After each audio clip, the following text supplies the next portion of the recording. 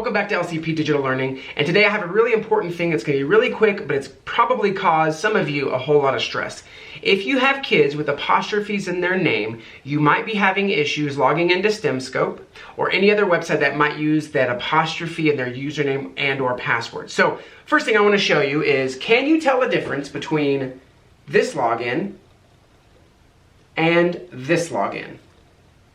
If not, you're not the only one. This took me a long time to figure out. And the problem is that Apple, on the iPad, has a special apostrophe that they have added to make it a little bit easier to read. But it changes how a website reads the apostrophe. So let me show you how to fix that. Okay, the first thing you're going to want to do is you're going to go into Settings. Okay, scroll just a bit. You're going to get to General.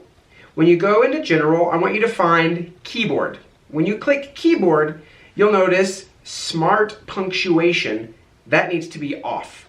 Okay, when you turn off Smart Punctuation, it changes it from Apple's punctuation to a regular punctuation. Those two things, as small as they might look, are really important when logging in. So make sure Smart Punctuation is turned off on your student iPads.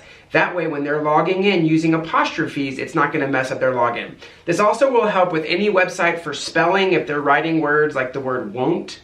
Okay, that apostrophe sometimes is not read correctly and it's not giving them credit for spelling the word correctly. So this is a super helpful quick tip that might save you some headaches in the long run. Thanks for tuning in. If you found this video helpful, make sure and hit that like button. To make sure you get more videos like this, be sure to click right here to subscribe and to click the bell to make sure you get notifications.